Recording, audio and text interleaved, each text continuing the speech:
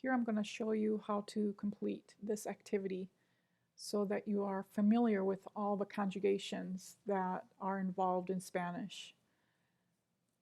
The activity is in your PowerPoint, and I'm on that slide right now, where I ask you to look at the verb hablar, go to the site Verbex, and tell me how many markers are there for person, number, mood, tense, and then these other questions here.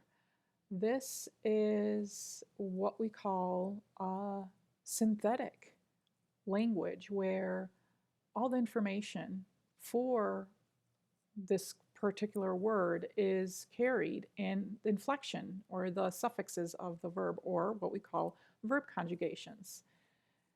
So I'm going to go up to Verbix verb conjugator. I'm not going to do, let's see, I'm going to do the verb hablar. Of course, I'm interested in simply conjugating the verb hablar.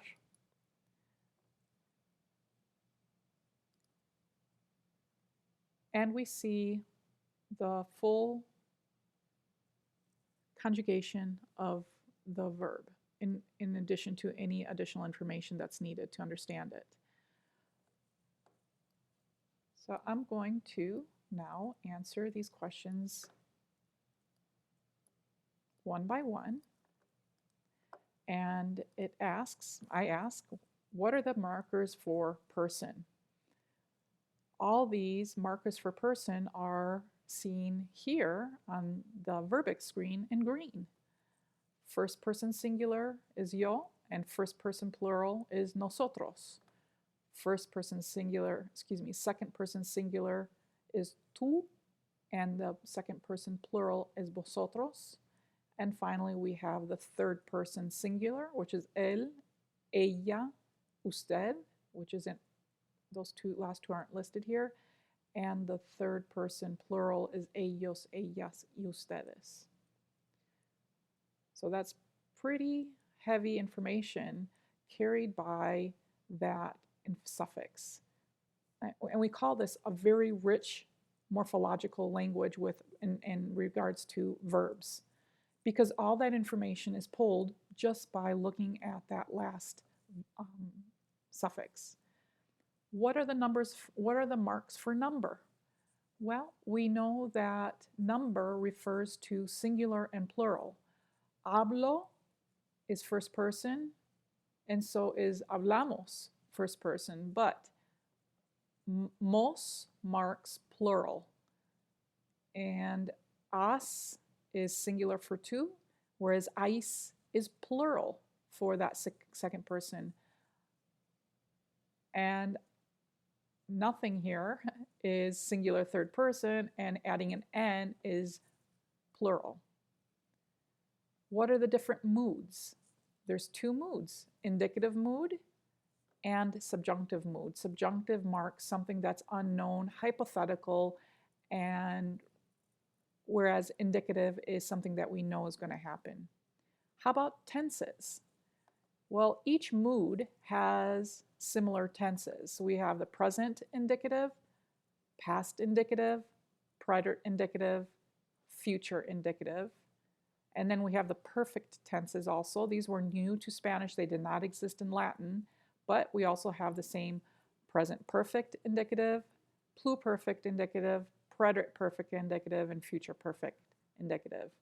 Under subjunctive, we have the similar. We have present subjunctive, past subjunctive, pluperfect subjunctive, future subjunctive. And then, of course, we have all the perfect tenses. All of this, again, amazingly, is carried in the suffix or the inflection of these words. We know that when we see e in first person singular, we know that we're talking about the subjunctive mood. Espero que hables mucho con tus padres.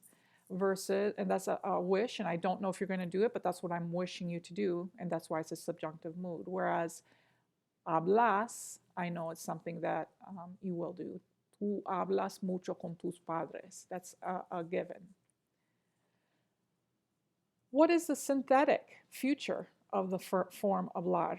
Simple future is this form right here, where everything is carried in the ending. Re, ras, ra, remos, rais, ran. And that's when we call synthetic. Everything is held within the morphology. What is the analytic future of the form or hablar, or the periphrastic future? It's not found here. I tried looking for it earlier. It's not, but it's when we use the verb ir plus a plus the infinitive of the verb. Voy a hablar. Tú vas a hablar. That is considered the analytic, where you're taking away the inflection from the verb ending and adding other information in front of it, so other words, to get the meaning across. So amazingly, we see a move to an analytical future tense, but the synthetic is also used. Synthetic has more of something that's going to happen. Hablaré con mi madre mañana versus voy a hablar con mi madre mañana. That analytical form has more of a maybe I won't do it. And I already talked about what the compound forms of hablar are. It's anything that has this compound with it, and it's using the gerund or the participle. Haya hablado, hayas hablado. These are called compound tenses. All these need the, see, that's it. Compound tense is two verbs together with usually a gerund. Then you ask, well, what about conditional and imperative? How come they're not indicative or subjunctive? Well, I forgot to include it. It's another mood. It's conditional and imperative are considered the other two moods. So you've got indicative, subjunctive, conditional, and imperative. Imperative is simply commands. I hope this helped.